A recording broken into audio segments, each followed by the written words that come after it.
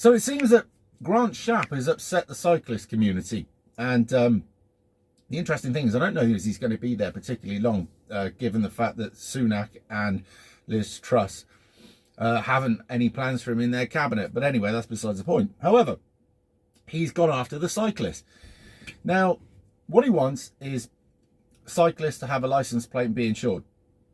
And I'm assuming some way down the line there'll be taxation, etc. Now, I can see both sides of the coin. Having a push bike is one way of people who are poor or people who are young to get from point A to point B with a very minimal of cost. The only cost would be buying the bike and then keeping, you know, the tyres right, or if it's got lights, replacing the batteries or whatever, obviously, right? However, he wants license plates, he wants insurance, and he wants them to be regulated by the same laws that apply to us on car users. However, I thought that the highway code and the cycling proficiency explains to you a lot of the things, you know, how to be a responsible rider, etc. However, being as I'm on the road the whole time, I do see the other side of it. I see cyclists that go straight through red lights. I see cyclists that jump from pavement to road, then back. I see cyclists that ride dangerously. I see cyclists that, when they're unhappy with the vehicle next to them, kick the fucking thing. They kick the mirrors, or they'll beat the windows, or they'll do acts of aggression knowing that there's no recourse. Well, if that vehicle that they were picking on had a camera, like say for instance the lorry here does, right, you could record the license plate and you'd have some sort of recourse. If, say for instance, they've hit your car, which happens when they're weaving through traffic, you can then claim off them. This is good. But then comes the other argument. Well, my child rides a bike, and this is the grey area. So how would you insure a 10-year-old on a push bike? It's going to be near on impossible, isn't it? Because there is about as much at risk and a risk as you could possibly get. So would there be a cut-off? Is this only for adults? And if it's for adults, isn't that sort of a bit biased? And, you know, or is that to say that a kid then won't be able to ride X amount of distance away from its house? Otherwise, it's got to be red. There's so many what ifs about this. But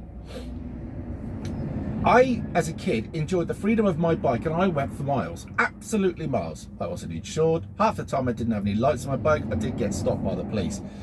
We had this PC, and he lived local to us, right? Big lad, ex-rugby player, hard as nails, but fair. And he caught us two up on the bike, no lights, at night, on the pavement, right? So he pulled us. He said, "Oi, stop that." So we stopped that. And then as soon as he went out the way, we got back on the bike. But he was brighter than we were. Came around the block. And then he took our names and addresses and went to our parents. Yeah. Anyway, that's good policing, by the way. However, back to the thing. There's a lot of rogue cyclists out there making it very difficult for the good ones. There's a lot of very good cyclists out there. Being, as there's a lot more, there seems to be a lot more bikes on the road than there used to be. Or maybe I'm just noticing them more.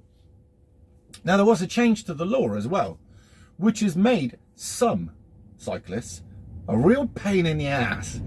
They'll sit in the middle of the road and they really enjoy holding the traffic back because they've got the law their way. But these are the same cyclists that apparently do, they're just a pain in real life. You know, the ones that are hung like a wasp and that probably like to get pegged, and the ones that enjoy wearing the spandex so they can look at an arse in front of them wiggle. The ones that were probably, I don't know, like hope not hate. The same people that probably think that Jeremy Corbyn was a great man. The same people that would, you know, just grass on a child kind of thing. The same people that would nick your last fucking Rolo. You know the ones, right? Horrible bastards. And they make it bad for everybody, obviously. But there are the other ones that will see me struggling to get by and will do their best to pull over and get out of the way on a hill so that I can go by. The same ones that will nod at you. The same ones that will make eye contact and give way, or if I give way to them, will say thanks. There's some really good cyclists out there. And because of them, I feel sorry for them. But also, surely you would build up no claims bonus as a good cyclist. Or maybe even this. Maybe the insurance would also, if you're an adult, tally up with your insurance. So say, for instance, I've got 3 insurance policies. One's not active at the moment, and I think it's 11 years, 9 years, and 9 years that I've got. All right, and maybe your insurance on your bike could take some sort of look at your car insurance and go, he's a sensible person in a car. We'll assume that he's a sensible person on a bike, but I don't think it'll ever go that much into detail because they like to make money. Excuse me, go sneeze. Achoo! Fuck's sake. Hey, Reva! Or is it the grey hair? By the way, just for the crack, I found a grey hair up my nose the other day that was that fucking long. Wiggly bastard like this.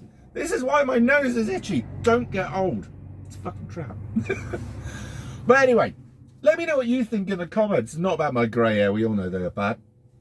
As a cyclist, if you are a cyclist, what do you think? Do you think this is bollocks? Do you think it needs to be done? Do you think there needs to be more regulation? I mean, you'll even see cyclists going the wrong way up a one-way road. They do what they fucking like. Some of them. Not all of them. And remind yourself this. I'm not saying you all do it. There's good cyclists out there that will comment. And I think the bad cyclists won't bother to comment. I could be wrong. Speaking of bikes, I've got people that get in contact with me that are struggling to get transport because they're broke, basically. But they could do with transport to get to work. Now, I came up with the idea of 125s because it's probably the cheapest way to get on the road. I might be wrong, but and I'm actually thinking about doing that myself because after lots of cajoling and people going on saying, Simon, you need a bike, I'm thinking about going that way.